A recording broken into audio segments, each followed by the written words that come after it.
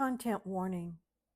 This episode contains graphic descriptions of wartime events, including intense situations, injuries, and death. Listener discretion is advised. Thank you for joining us today to dive into another gripping chapter of Legends of the Barbed Wire Hotel. In this episode, we're not just recounting stories, we're bringing you raw, unfiltered truth of a veteran who faced unimaginable trials. Every download, subscription, and like amplifies these stories, ensuring they reach those who need to hear them most. This is Diana Mall Halstead, the Kriegie's daughter, welcoming another legend of the Barbed Wire Hotel, Jim Dvorak of Jacksonville, Florida. Jim, it is a true honor to be speaking with you here today. Thank you. How long have you lived here in Jacksonville? Total time, we moved here to Jacksonville in 1981 when I was in 8th grade. Now I left some of my Navy time and returned back here. I've been back here since 1997. So you consider this your childhood Pretty much home? Consider this my home, yeah. So when people ask, I start with I was a Navy brat and then say, but I was in Jacksonville. Was your dad based here too? Yes. So, I mean, he was based here when... Yeah, so we, growing up, lived at both coasts. I was born in Texas, lived in Virginia, lived in California, Hawaii, Washington State, Washington, D.C., and eventually he got orders here as a commanding officer at a squadron. So we moved here when I was in 8th grade, and then later my parents ended up getting divorced, and he left, and we just stayed. And so that it was... that's how it happened. You've been beyond both coasts. Yes. Since you've been to Hawaii. Yeah. How'd you like living out there? Well, as a kid, I don't really remember much. That's probably my earliest childhood memories are snippets of that time, but I don't really remember that much. My bigger memories are Norfolk, Virginia. We did go back to Corpus Christi, Texas at one point, so I remember that. And then I definitely remember living in California in the Bay Area. Oh, nice. Yeah. We enjoyed it, even when I was back there training. Yeah. Is that where you went to basic training? Once I graduated, I went to Pensacola first, and actually spent about 10 months waiting to start flight school. I had a slot, but they're overmanned. And then, so I was just stashed, which was lots of fun, getting paid and doing nothing. So in Navy flight school at that time, you went through what they call primary, which was single engine, and then you selected for your type. So it's multi-engine prop. They called, another one was E6s, and then jets or helicopters. And so, I went into flight school thinking I wanted to fly jets. Came out of flight school thinking, I think I'll stick with the multi-engine props. And most of it was my desire not to be on a ship. ROTC, I'd been out on a ship a few times, and I just decided being underway, not for me. And so I decided, no, I'll go fly P3s, the big 4-engine subhunters that used to be around here all the time. But if you did the ROTC, you graduated from high school, and then did you go to college, or did you? No, I went to college. So out of high school, I really didn't know what I wanted to do. I grew up wanting to be a geologist, actually. So, but it needed to figure out a way to go to college. And so I had applied to both the Air Force and ROTC scholarships. At some point decided I wasn't really interested in the Air Force, that I was more interested in the Navy, and got a scholarship with them. So they paid all my tuition, books and fees for 4 years at University of Florida. That's a way to get... Yeah, it was a great deal. So you don't have any debt. Nope. And the only issue was in the summer you had to go to the ship for anywhere from 4 to 6 weeks. At least 2 summers. Once the other summer was more of a kind of an introduction of various jobs in the Navy. But so I spent a summer at 6 weeks on a nuclear cruiser out of Hawaii that spent most of the time off the Russian submarine base Petropavlovsk, playing with the Russians, which was pretty interesting as an 18-year-old. And then the last summer I spent on the USS Vincennes, which was the one that shot down the Iranian Airbus. Really? So this was the year after that had happened. And actually, we had steamed from San Diego up to Portland, and that's how I ended up meeting my wife. So it was. After you graduated college, you went into ROTC, or did you do the ROTC No, during you're doing college? it during. So Okay. you have one class a semester that's military based. You went ship driving, navigation, that sort of thing, or just you start out with just kind of intro to the Navy ranks and all that sort of thing. And so you had a class every semester that involved. So it was a military science class is what they called it. So you had to do that. And I actually ended up going an extra semester. So I had to pay for a semester myself, but that was because I did a major change. They paid for all 4 years and gave you a little bit of a stipend, but it was a good deal. So if you went to ROTC, does that mean you come out as some type of officer? Yeah, you get the same day I graduated, I got commissioned Cool. as an ensign. Commission, here's your orders. You got to be in Pensacola next week. It's interesting because growing up around the military and all that, I definitely had an interest in jets, and I thought I wanted to fly jets. I love flying any aircraft, but it's definitely something that's in your blood once you do it. And I've had friends who tried it and didn't like it, I had it. One of my best high school buddies was also a P3 pilot, and he got out after 3.5 years of his first tour, and it didn't continue. He didn't fly anymore, and so he didn't have that. I don't want to say he didn't, but it was not enough passion to continue to do it. Yeah. And I fly with guys now who, some of these guys, forced retirement at 65, don't want to stop. They can't even imagine. And I'm like, wow, really? You don't have anything else you can imagine doing? One of my favorite things was flying close formation with another airplane. It was just an incredible feeling and it's a high stress. You are tight. When you get done, you feel like you've been beat up because you're just on. Right. Yeah. To the highest degree. There's no relaxing to doing it. Wow. So, that is just amazing. Yeah. Where did you go to basic training? Never really had basic training. So because you went to ROTC? Right, because the ROTC. So the ROTC is kind of that. You get some of that in ROTC. Like we would have to drill once a week at ROTC at college. And then, like I said, there was that one summer, it was summer after your sophomore year, you had to go spend 4 weeks, and part of that, you got some basic training stuff too, where you were getting abused physically. And what was your military job? My main job was flying, was a pilot. When you start with a squadron, there's ground jobs, and you get probably anywhere from 5 to 9 months, they swap ground jobs around. And there's certain ground jobs you want to be able to promote later on, better chance of promoting. So as my first tour, I started as a ground training officer. So I was the one who made sure everyone was qualified in land survival and made sure they had their water survival stuff done. All the stuff that was outside the airplane that you had to train in, I was made sure they were up to date. For a while, I was a line division officer. I was in charge of the group of kids who work the ramp, taxiing airplanes in and out. And then I moved to weapons officer, which was really fun. It was a really rewarding job. As a weapons officer, I made sure everybody was qualified in the weapons we carried. At the time, we were carrying live weapons because of the conflict in Bosnia-Herzegovina. So that's what our mission was patrolling that stuff. What year was that? That was in the 90s, so around 94, 95. We had to get qualified on a missile that was just added to the inventory for the P3 at the time, called the Maverick. It had always been operated by like A-10s and stuff as a tank killer. But they'd put it on us. I had to make sure that all the crews got qualified in it.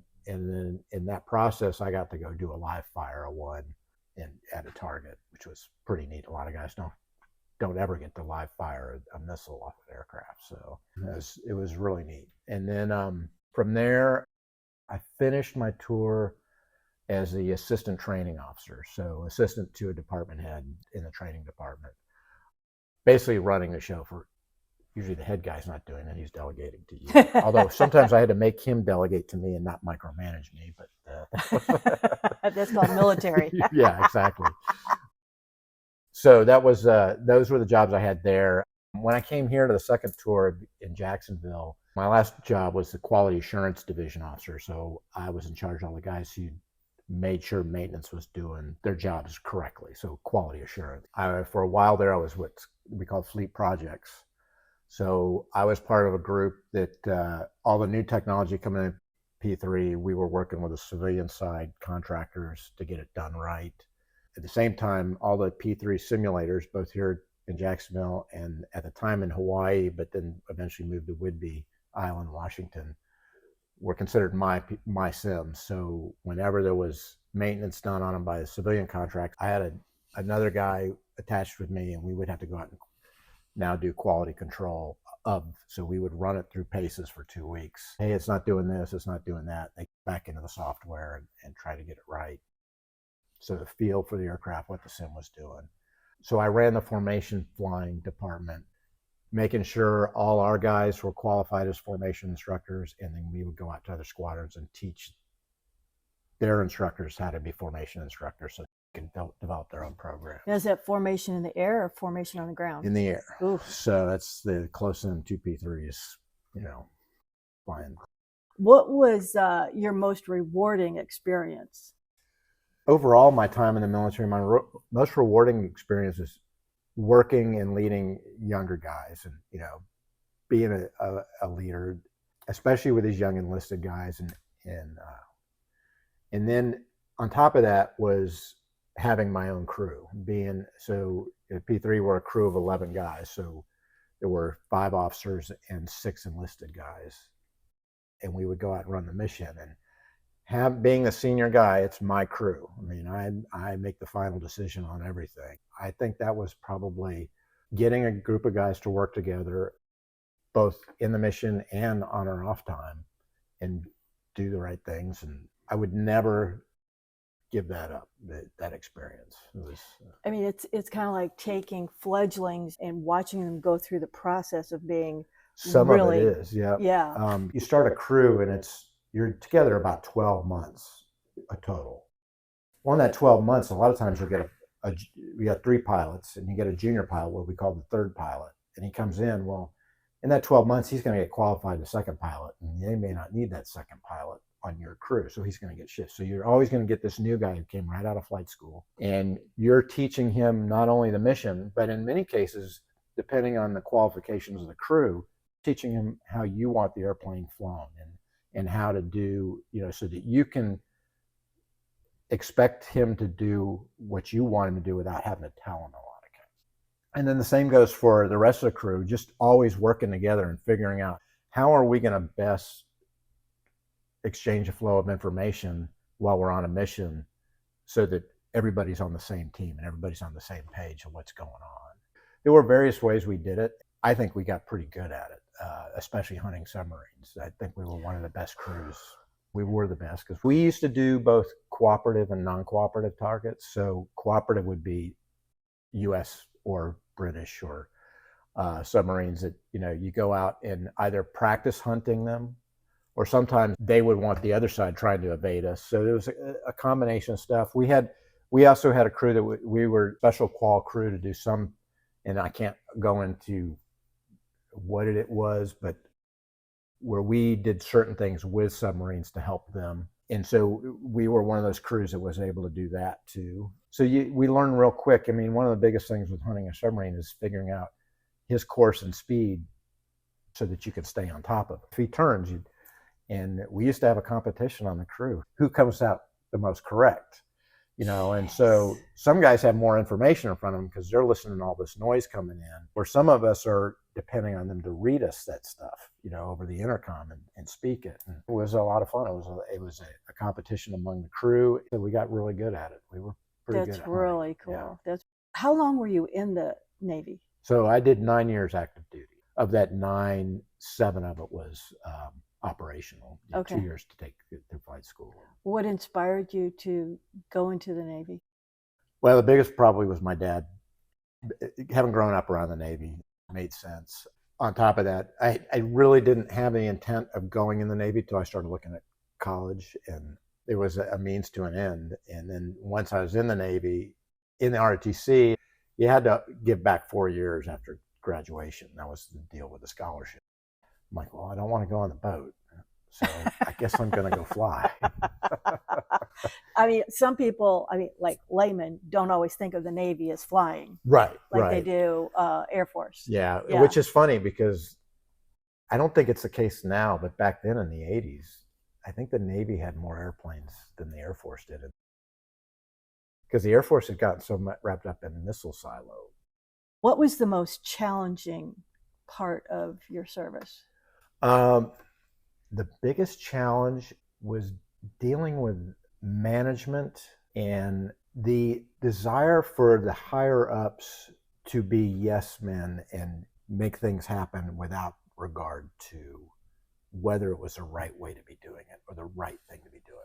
By that I mean, perfect example, one of the things that drove me nuts, I know it still goes on today. The fiscal year is September. So September 30th is the end of the fiscal year. Come September 29th, you got extra gas in your budget, you're burning it. You're out there burning the gas because October 1st, they're going to look at how much gas you used and what your budget was. And if you came in under budget, you're going to get the same budget. And I always looked at it and go, this is stupid. You're wasting taxpayer money. And this is I think dumb. A lot of businesses run that way. They do. Yeah. And it just drove me nuts. There was another situation where we had an airplane that we were supposed to go out on a mission to mark icebergs for the shipping line.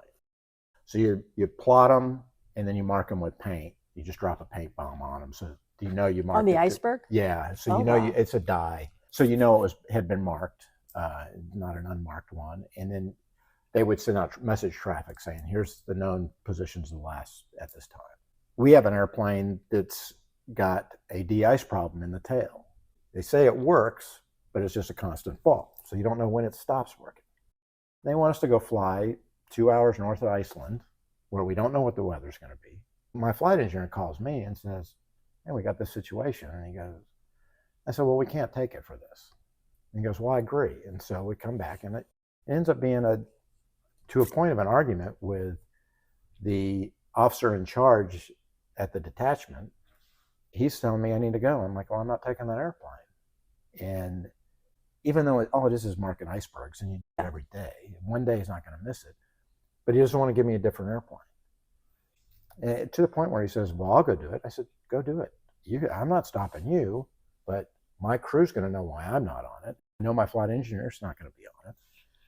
So he ends up canceling the mission. Well, the next day he puts me in the exact same position. And I'm like, okay. So it was those kind of things where the problem became, and I think it's exasperated these days in the military, it became guys didn't want to rock the boat because it might affect their ability to promote. So it's all about the promotion. Yes. Oh, okay. And I think the military, unfortunately, there's some people in the military who've learned to use that to the military's detriment. And and I think that's some of what's happening today.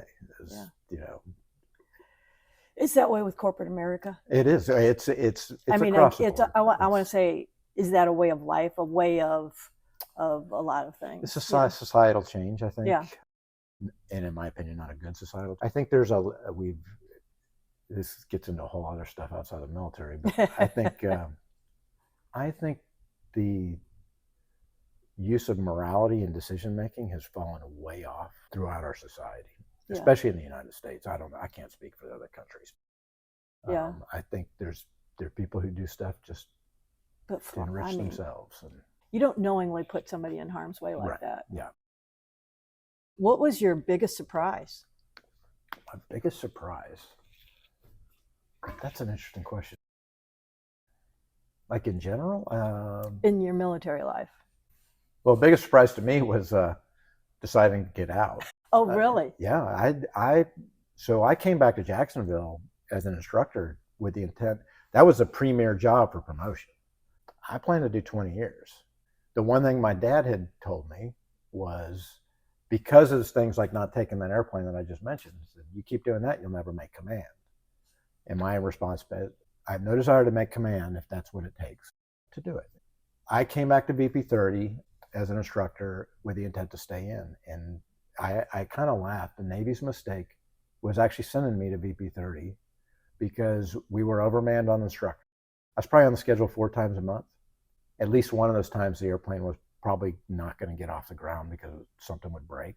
So flying 3 times a month, I realized I don't like being on the ground.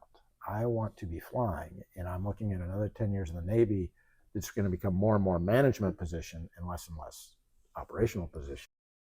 And I don't think I want to do this. Whereas if I'd gone to primary flight school and just been on the schedule every day, flying students around, this is awesome. I love this. I can suck up 2 years of a ground job down the road, and Oh, that would be so that was probably the biggest part. That, and goes back to that whole decision-making process and working with management. And I'm like, I can't. I don't see myself doing this. I don't want to be a part of that kind of. So well. that's probably my biggest surprise. Was there ever anything funny that happened? Most of them we were self-induced comedy, and I won't mention any names in case friends. But so when you're on a mission, and again, you get a crew, and you're always looking for ways to blow off a little steam and stuff, or if you got a guy who's just getting on everyone's last nerve because of one something or other, all right, how are we going to correct it? And so this was my first deployment, and at that time we were doing operations the post Gulf War in the Red Sea, where we had to check every merchant ship running up the Red Sea, and anything going northbound towards the Sinai Peninsula, we actually had to talk to and find out where they were going and what they were carrying. The big thing was it became a contest among crews. How fast can you get this done? So you're bombing down the Red Sea at 200 feet, at 250 knots, just trying to get the names and stuff. And we had a little handheld marine band radio. We would talk to the boats that were going northbound to get their information. So at the time we had a tactical coordinator who he's a guy who's kind of running the mission to a degree as far as the info goes. We were weeks away from going home. So he was high strung at the time, and everyone, he's getting on everyone's nerves. And so I was the third pilot on the plane, and the plane commander's in the other seat, and we decided we're going to make up some ship names and just play with them. So in order to do this, normally you rig a boat down the left side of the airplane, but that's his window. So we screwed this rig up. We're going to bring it down the right side. So now he can't see it, so we'll make it. So the first name we made up was the Wang Chung. And so this continued, and he's filling this stuff out. So now we're like, okay, how far are we going to take this? And so we decided to take it to a northbound boat. So now we got to talk to it. The third ship, I don't remember what the second ship was, but the third ship is the Ahmad Ork. If you say it fast over the radio. Oh, okay. So now he's over the radio saying this. We had 2 Marine Band radios, and here we are at 200 feet, and he's going over the radio, and we're laughing about it. And all of a sudden, there's an answer. And we both turn around, and the in-flight tech, big tall guy, is standing in the back, and he goes, he's got the other radio, and he's answering him back. And he's talking like he's Arabic. When the TACO says, can you repeat? He says, what? Do you not speak English? We were laughing so hard, we ended up having to climb out because we were afraid we were going to fly it into the water. Tears were rolling down our eyes. Well, the TACO never realized it until we got back. So you got back to Jeddah, and you couldn't leave the base dressed military. So you had to change out of your work clothes in this little mobile home. And then he's laughing about the name and laughing about the call sign. He's like, what are the odds? And the navigator and I are both we're not quite fully telling him, but we're hinting around at this, and he's still not getting it. And so eventually we're driving back to our compound, and we're in the car, and he's still going on and on. And so finally I go, that last boat, the Ahmad Ork, Ahmad Ork. And all of a sudden it dawns on him. And he gets so mad because now he's got to redo all his paperwork. So he knows who he is. He's been roasted a few times. I bet. Over the years, I had enlisted guy, our junior officers call me and go, "Hey, you need to tell me about the story because we're roasting him." And How is the food? being P3, we're all land-based, so we rarely ate in cafeterias. And so deployed to Sicily, we ate a lot of restaurant type stuff. Really? So yeah. Nice. And then I think we had some ability to cook in our rooms, crock pot, that kind of thing. When I was stationed in Iceland, we had a little kitchen in our BOQ. So you could go down and a lot of times the officers on the crew would cook something together. Oh, that's cool. And I think the same with the enlisted guys. So we never really dealt with bad food per se. Yeah, we had it pretty good. The big joke in the P3 community was, "Yep, you get good food and per diem check." How did you spend your free time? Various ways. When you had a lot of free time, usually you and a couple other officers would try to go do something. Tour. In Sicily, we had a car that you could check out. So we'd go tour Sicily, Nice. Go spend a day, whether it was just 2 of us or 4 of us, exercising a lot. Same in Iceland. Iceland had, in Keflavik, it's a geothermally heated outdoor swimming pool. So we would go there and swim laps, so it's 30 degrees outside, 20 degrees, and you're swimming laps. We did stuff in Panama. We went water rafting one day on our day off. So, you found various ways to occupy yourself, and you get to totally chill out. Yeah. Chill and immerse yourself in the culture. And that is the advantage of the community, the P3 community that I was in. It wasn't ship based, and you're on a ship, I guess you're reading a lot. What is something that civilians don't get about military life? I think it's the separation from families. And it's not just the separation it's a separation from families, and in many cases, especially the last 20 years, separation from families and being in a situation where you may not come home on any given day. And maybe it's just me, but I used to watch Survivor a lot. And when you would watch these people after a week, 10 days, start crying about missing their family, and you're like, you're not going to get any sympathy from me on this. Do they train you to No, deal with that? not really. They don't. It's just a matter of get over it. You figure it out. And the same goes for, on the other end at home, the squadron has, and my wife ended up being what they call the ombudsman, who's kind of the liaison with so this commanding officer's liaison to the family at home. So she had to be the pulse on what's going on at home. He wasn't getting blindsided by it. Our first deployment, my wife and I had been married 2 years, but that was probably the toughest deployment because, suddenly she's shifted into, and we got to the squadron as it was on deployment. So we moved in 2 weeks later. See you, honey. She doesn't know anybody. She's, and she kind of has to be her own person all she's over got again. it right. Yeah. It's I think that's the toughest part that civilians don't fully understand. Not all of them, but. How did your service affect your family while you were gone? Like your wife or? My wife's side. So we didn't have our baby wasn't born until right after I got out. Actually born 7 days before I got out of the Navy. So she never experienced that. But my wife and I kind of mentioned that first deployment, which was tough. And she ended up going home and staying with her parents deployment. The second deployment got a little bit better, and she came out and visited me on the second deployment, 2 weeks. And then by the third deployment, now it was kind of more, and she had friends, and we were more senior in the squadron, and that was a deployment where she now was the ombudsman, so she kind of had a job. So one of the pictures I included was a picture coming home on the second deployment. And of course, back then, the only way we communicated was we didn't really even have email. Our communication was calling on the military phone back to the squadron's home office and asking them to patch you through to a phone call to home. So when my wife was at her parents' house out in Oregon, we actually had our phone purposely set ring back yeah. that way. So it was almost a three-way call all the way halfway around the world. And you'd only get a few minutes, and everyone's listening because it's a military line.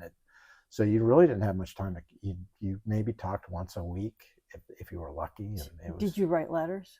Yeah, we did write letters. Yeah. But by the time you got them, How long did it take, like, for her it to was get usually it? generally 5 days to a week for them. When you first started in the military to when you got out, did Mhm. you see changes in the United States during those times? I mean, other than Right. Yeah. political Like, figures and stuff. well, of course. Actually, that's because that was basically the whole '90s. So we started. I was in flight school when we hit the Gulf War, Kuwait and all that. That was the Bill Clinton era that led to the Newt Gingrich contract with America, and then we rolled into Bush, and then I was out by the time September. I've been out a year when September 11th, a year and a half when September 11th it hit. But so yeah, I mean, it was mostly, of course. I look back and I go, how was I go through that 10 years and not be as politically astute then as I am now? Most of what I remember now is what I've learned, reading back in history. I guess that's the advantage of being 20 years old. And I mean, obviously changes, but at that time I didn't recognize it. Now you look back and you're like, okay, but I think some of it's just maturity. Yeah, I think that's part of it too. How did your life change after you were discharged? So left the Navy. I did try to do the reserve for a little while, but it was out of New Orleans. I got hired with Southwest 3 weeks later. So life changed in the fact that now I was just going 3 days a week, 4 days a week, and then back 3 or 4 days a week. So it was a very different change in schedule. And the fact that now I did not bring work home with me. The minute I shut down an airplane, I'm done with work. But you're still flying. Yeah. In the Navy, I had that ground job that something was always happening, that you're at home, or you're staying late at work, figured it out. That was the difference, was the huge stress level, change in dynamic. And I joke around, getting used to now being gone 3 or 4 days a week and home 3 or 4 days. We joke. My wife and I have been married, we're going on 34 years. I'm like, I don't know if we'd be this long if we didn't have that time away from each other. So I think it helps. How did your military career influence your life today? I didn't learn everything I know about leadership and working with people from the Navy, but a good portion of it was that. I think that's the biggest thing, the biggest impact in my life is learning to not just deal with people, but deal with people and get them to move in the direction you want them to move without knowing that that's what you're getting them to do. No, that makes sense. If you had it to do over again, would you follow the same path? I think so. I've heard other people go, I would do things differently. I'm like, I've never really felt that, like there's something I purposely would do differently, because I'm pretty happy with the path I've. That's good. That's a good decision. Yeah. Has your service influenced anybody else in your family? I do have a younger sister. She did a year at the academy. She thought she wanted to serve. So I think both my dad and I had some influence on that. She's about 20 years younger than me. So I think that played a big part for her. I don't know for sure, but I think that played a part. Well, it helped her to consider it. Whereas, like for me, my dad was in the Air Force and I never even thought about it. Right. Of course, that could be a generational thing too. Well, and I mean, from reading your dad's book, he didn't really talk about much of it. No, he never talked about it ever. I mean, I just knew he liked to fly. Right. Yeah, it's, I've thought about that, and I'm even reading your dad's diary and then talking to my father-in-law who spent a year in Vietnam getting shot at and stuff, and he's willing to talk about it, but I think someone finally made him realize that, hey, this is the way to get through some of that. Because talking to my wife, I think that early on he had a hard time. I have some classmates that still can't talk about it. Yeah, I'm sure. You can't unsee things. Yeah, so exactly. No, I get that. Now that time has passed and you've been out of the military for a while, what's your life like today? You work 3 days a week, you're off 4? Generally, You're out 3 days a week. You're flying. yeah. Off to work for 3 days, home for 3 days. It's things are good. I mean, we have our stresses, but work is not one of them for me.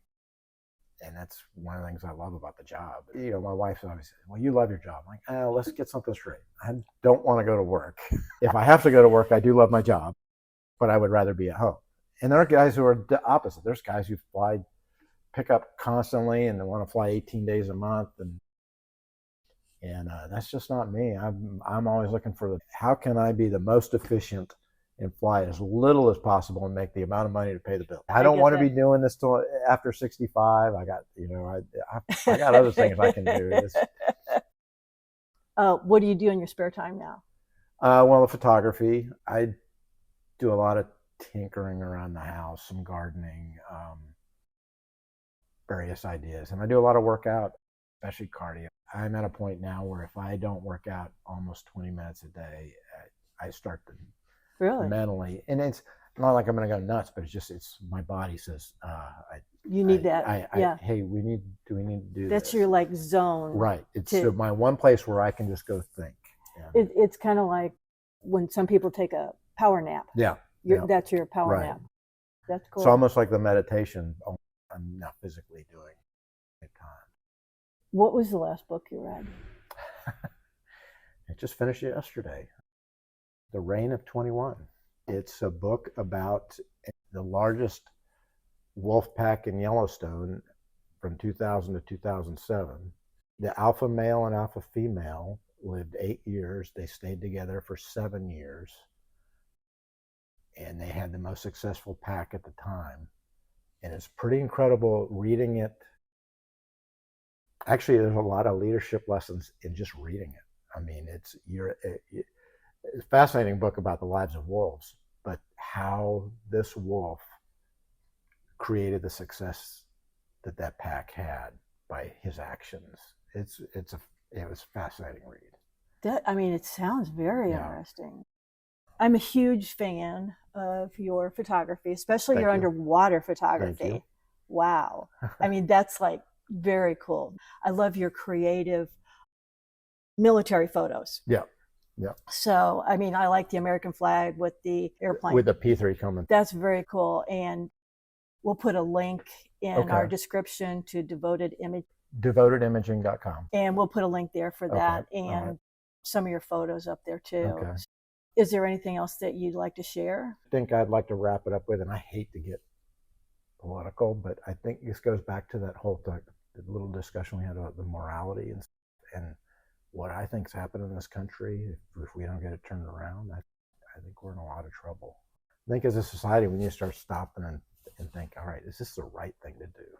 Or just throwing stuff, throwing it at a wall and seeing what sticks. From the bottom of my heart, I thank you for talking. Oh, you're very welcome. I thoroughly enjoyed this. Actually, I'm glad you invited me to do this. Thank you. I think what you're doing is great. Oh, thanks. Thank you. And I'll say this. Initially I was like, my military time wasn't that big a deal. But you know what? It is. It is a big deal. If you take you out of it, and then the guy next to you, and then the guy next to you, it's like, okay, so then we have no one. Yeah. To protect us. And I truly mean, I continually say it. You protect our freedoms. Right. You protect our country. You protect other people's freedoms that cannot protect themselves. Yeah. And that just means so much to me. Yeah. So I think it's huge. And the guys I worked with, I would never trade any of that experience for those best professionals in the world.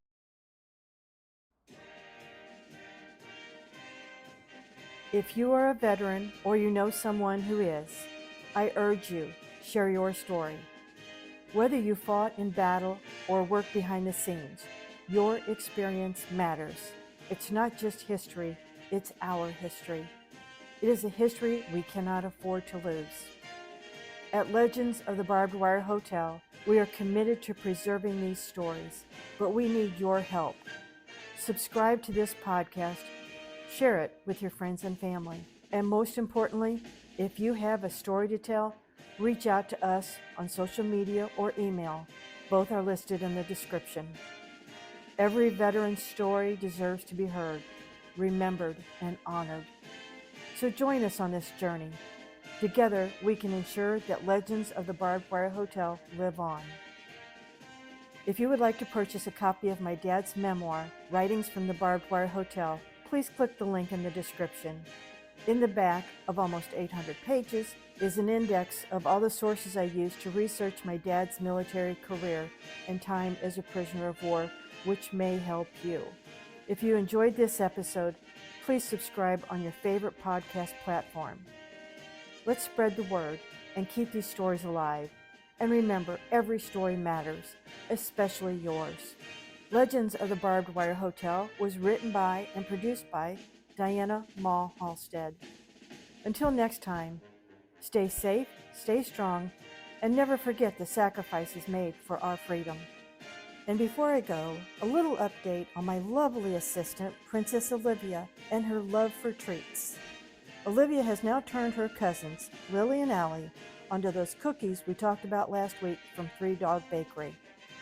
Pretty soon, knowing these girls, they're going to have all doggies eating these cookies. Gotta love it.